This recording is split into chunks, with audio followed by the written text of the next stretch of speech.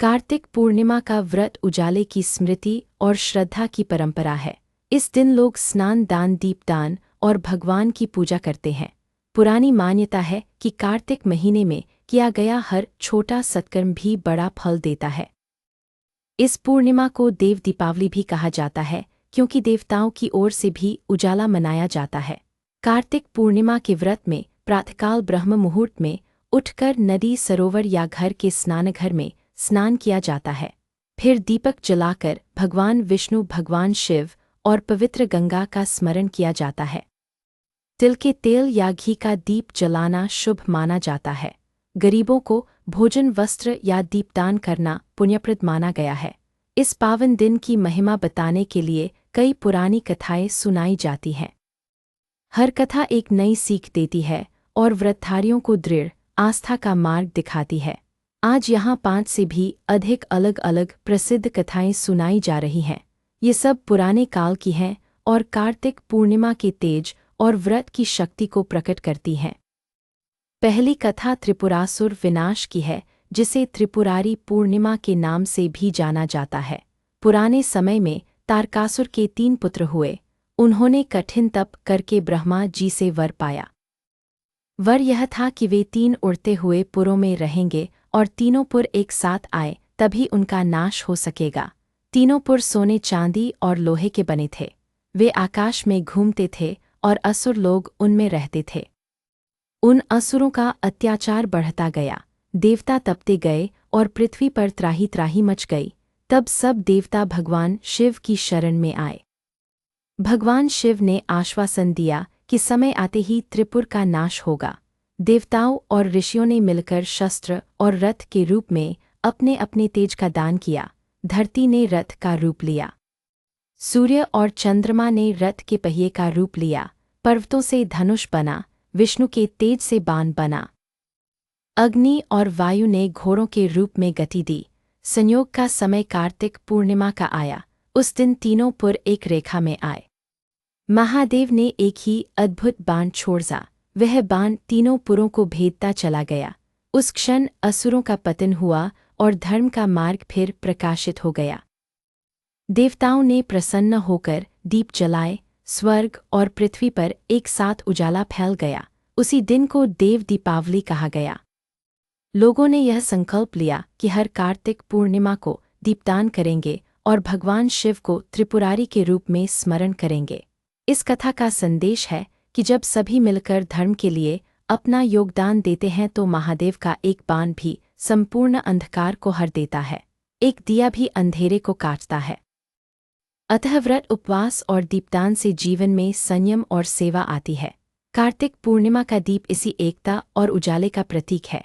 त्रिपुरों के विनाश के बाद देवताओं ने वर दिया कि जो कार्तिक पूर्णिमा पर स्नान, दान और दीपदान करेगा, उसके भीतर के 3 पुर यानी अहंकार, लोभ और क्रोध का भी नाश होगा। ऐसी लोकधारणा बनी कि इस दिन जल में तैरता दीप पाप और भय को दूर करता है। गृहस्थ हो या साधक, हर कोई इस दिन दिव्य शांति का अनुभव करता है। बहुत से तीर्थों पर इसी दिन विशेष मेले लगते हैं। बनारस की गंगा घाटों पर दीपों की गंगा बहती है। त्रिपुरारी भगवान की आराधना के साथ काशी में देव दीपावली मनाई जाती है। यह सब उसी पुरानी विजय की याद है जो धर्म की रक्षा के लिए हुई थी। दूसरी कथा पुष्कर के ब्रह्मा यज्ञ की है। पुराने जमाने में असुरों का आतंक बढ़ रहा था। देवताओं ने सृष्टि के रचयिता ब्रह्मा जी से कहा कि आप एक महान यज्ञ करें जिससे धर्म की शक्ति बढ़े। ब्रह्मा जी ने पुष्कर में यज्ञ का निश्चय किया, मगर यज्ञ के लिए मुहूर्त निकला तो ब्रह्मा जी की सहधर्मिणी सावित्री समय पर नहीं पहुंच पाईं। उधर दुष्ट शक्तियां यज्ञ में विघ्न डालने को तत्पर थीं। ब्रह्मा जी ने धर्म की रक्षा का विचार किया। उन्होंने गौ के रूप में वर प्राप्त करके गायत्री का विवाह किया और यज्ञ आरंभ किया। जब सावित्री पहुंची तो वे रुष्ट हुईं। उन्होंने कहा कि जहां मेरी पूजा नहीं वहां तुम्हारी पूजा भी सीमित रहे। इसी कारण ब्रह्मा जी के मंदिर बहुत कम हैं, मगर उनके यज्ञ से पुष्कर तीर्थ अत्यंत पावन हो गया। कथा कहती है कि कार्तिक पूर्णिमा को ब्रह्मा जी ने यज्ञ संपन्न किया। उस दिन पुष्कर कुंड में स्नान करने से सारे पाप धुल जाते हैं। कार्तिक पूर्णिमा पर वहाँ स्नान दान और दीपदान का महामेला लगता है। ब्रह्मा मंदिर में आरती होती है और भक्त दूर दूर से आकर पुण्य कमाते हैं। इस कथा से एक शिक्षा मिलती है कि जब धर्म की रक्षा का प्रश्न उठे तो समय की कसौटी पर साहस और कर्तव्य प्रधान होते हैं। यज्ञ का फल सबको मिला। पुष्कर की रेत पर दीपों की पंक्ति उसी विश्वास का प्रमाण है कि कार्तिक पूर्णिमा का स्नान और दान जीवन को शुद्ध करता है। लोग कहते हैं कि जो इस दिन पुष्कर में स्नान करता है उसके जन्म जन्मांतर के बंधन ढीले पड़ते हैं। ब्रह्मा जी का आशीर्वाद जीवन में सृजनशीलता और शांति लाता है। इसलिए कार्तिक पूर्णिमा का व्रत और तीर्थ स्नान दोनों साथ साथ किए जाते हैं। तीसरी कथा तपोई की है, जो समुद्री व्यापार और घर की मर्यादा की कथा है। पुरानी ओडिशा भूमि में सधाबा नाविक जाते थे। वे दूर देशों में व्यापार करते थे। उनकी बहन तपोई छोटी थी।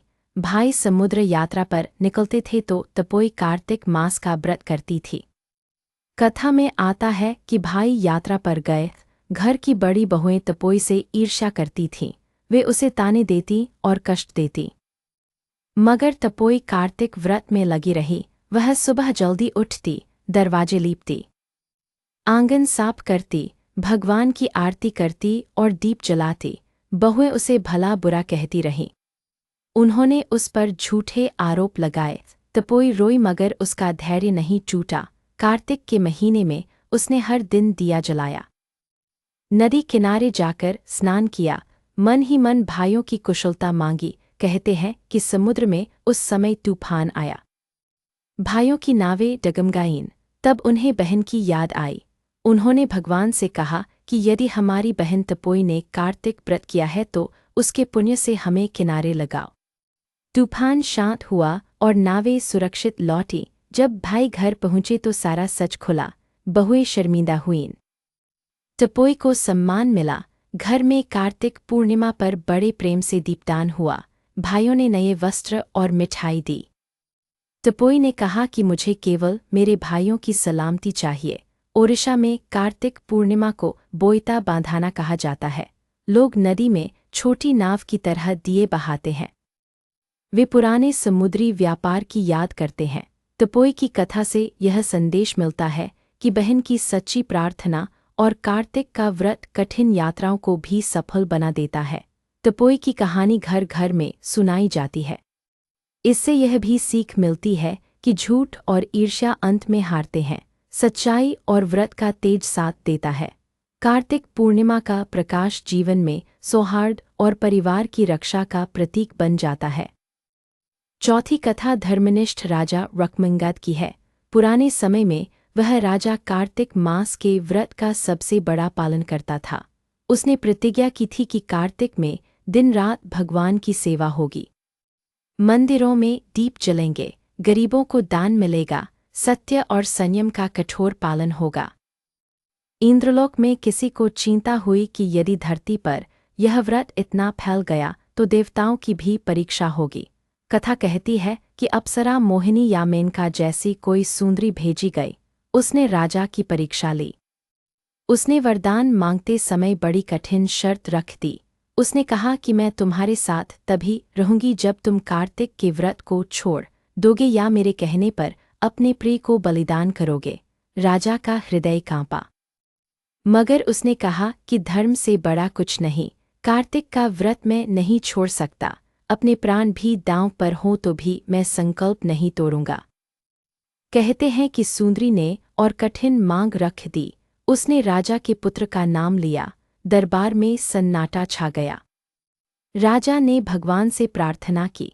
उसने कहा कि प्रभु, यदि मेरी आस्था सच्ची है तो मेरी संतान सुरक्षित रहे और मेरा व्रत अक्षुण्ण रहे।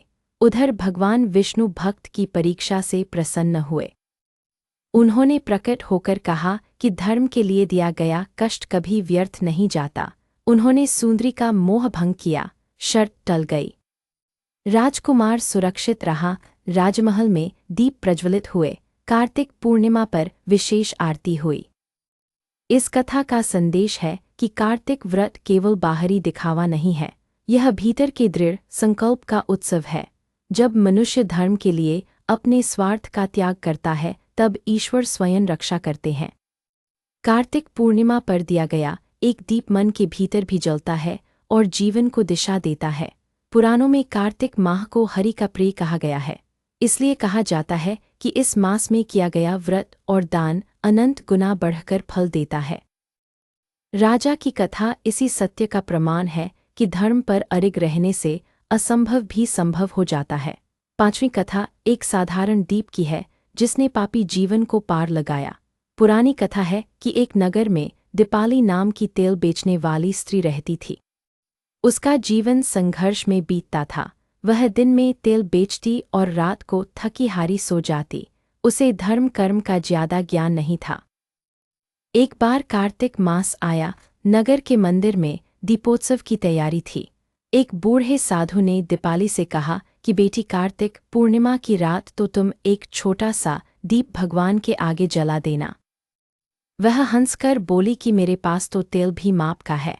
फिर भी साधु की स्नेहभरी बात दिल में उतर गई।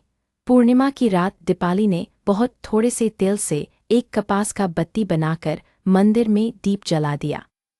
उसने कहा कि प्रभु, मेरे घर का अंधेरा भी दूर करना। रात में तेज आंधी चली, बहुत से दीप बुझ गए। कथा कहती है कि दीपाली का दीप जलता रहा। पुजारी ने आश्चर्य से देखा।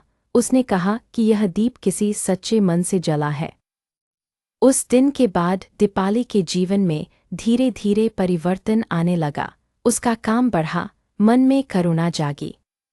वह रोज थोड़ा सा तेल मंदिर में दे देती। धीरे धीरे उसने क्रोध छोड़ दिया। उसने झूठ बोलना छोड़ दिया। लोगों ने कहा कि कार्तिक के दीप ने उसके भीतर का अंधेरा हटा दिया। कथा का सार यह है कि कार्तिक पूर्णिमा पर जला एक दीप केवल मिट्टी के दीपक में ही नहीं जलता बल्कि हृदय में भी प्रकाश कर देता है। छोटे से सत्कर्म से ईश्वर की कृपा मिलती है। इसलिए इस दिन फूल, फल और दीप से भगवान का स्मरण बहुत शुभ माना जाता है। एक और पुरानी कथा गुरु नानक देव जी के प्रकाश पर्व की भी है, जो कार्तिक पूर्णिमा के दिन मनाया जाता है। पुराने जमाने में तलवंडी के पास एक नदी किनारे वे ध्यान में लीन हो गए। कई दिन बाद जब वे वापस आए तो कहते हैं कि उनके मुख से केवल एक संदेश निकला कि ईश्वर एक है और सबके भीतर है। उस दिन की स्मृति में कार्तिक पूर्णिमा को गुरुद्वारों में दिए जलते हैं, नगर कीर्तन और लंगर होता है। दान सेवा का महत्व समझाया जाता है। संदेश यह है कि प्रकाश भीतर से आता है और उसी प्रकाश को बांटना ही धर्म है। गुरु नानक देव जी की कथा से यह भी सीख मिलती है कि नदी किनारे स्नान, ध्यान और सेवा एक साथ चलें तो जीवन में अद्भुत शांति उतरती है। कार्तिक पूर्णिमा का व्रत केवल पूजा तक सीमित नहीं रहता। यह भक्ति को करुणा और करुणा को सेवा में बदल देता है। इन सभी कथाओं का निष्कर्ष एक ही है कि कार्तिक पूर्णिमा का व्रत मनुष्य के भीतर उजाला जगाता है। चाहे त्रिपुर का अंधकार हो या घर का क्लेश हो या जीवन की गरीबी हो, प्रकाश का एक छोटा दीप भी राह दिखा देता है। स्नान, दान और दीपदान से मनुष्य का चित्त निर्मल होता है। भगवान का स्मरण आत्मा को बल देता है। इस व्रत का पालन सरल है। संयम और सादगी से दिन बिताएं। वृक्ष, पौधों, पशु पक्षियों और जरूरतमंदों का ध्यान रखें। मंदिर में या घर में दिया जलाकर कहें कि हे प्रभु, मेरे मन के अज्ञान को दूर करो। जो भी मिला है वह आपका प्रसाद है। कार्तिक पूर्णिमा पर जल में दीप प्रवाहित करने की भी परंपरा है। ऐसा करते समय मन में यह भाव रखें कि मेरी बुरी प्रवृत्तियां दूर जाएं और सद्गुण स्थिर रहे। दीप को जल में प्रवाहित करने से यह स्मरण होता है कि जीवन की धार में भी प्रकाश का सहारा चाहिए। इसलिए नियमित रूप से सत्कर्म करते रहें। जो लोग तीर्थ नहीं जा सकते वे घर में ही भगवान का ध्यान करें। तुलसी के पास दीप जलाएं। गीता या किसी पवित्र ग्रंथ का पाठ करें। घर के बुजुर्गों का आशीर्वाद लें। भोजन बनाते समय एक रोटी गाय के लिए और एक चिड़ियों के लिए अलग रख दें। दान में घी, तिल, गुड़, कंबल या पुस्तक देना उत्तम माना गया है। हालांकि दान का मूल्य वस्तु से नहीं भाव से होता है।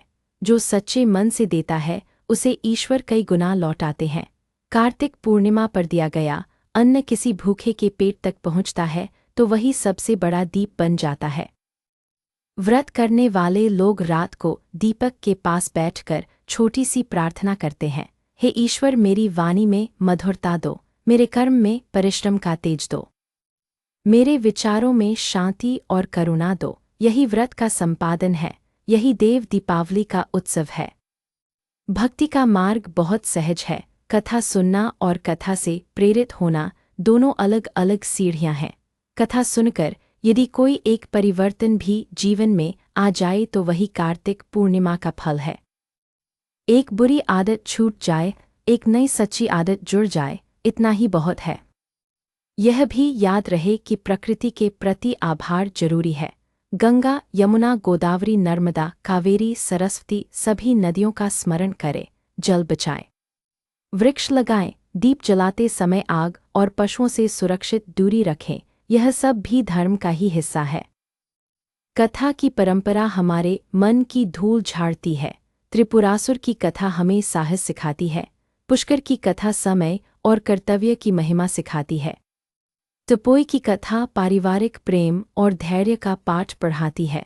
राजा की कथा धर्म पर टिके रहने का संदेश देती है। दीपावली की कथा छोटे दीप के बड़े असर की बात बताती है। जब इतने संदेश एक ही पूर्णिमा पर मिलते हैं तो यह दिन हर साल नई प्रेरणा बनकर आता है। हम सबके भीतर भी तीनपुर के समान अंधेरे छिपे रहते हैं। कार्तिक का दीप उन्हें उजाले में ले आता है। उजाला जब स्थिर हो जाता है तो समझ लें कि व्रत सफल हुआ। अंत में यही प्रार्थना कि हर घर में प्रेम का दीप जले, हर मन में श्रद्धा की ज्योति जले, हर रिश्ते में विश्वास का प्रकाश जले। कार्तिक पूर्णिमा का व्रत हम सबको सन्मार्ग पर चलने की शक्ति दे, सबके जीवन में सुख, शांति और समृद्धि आए। सर्वे भवन्तु सुखिनः का भाव साकार हो।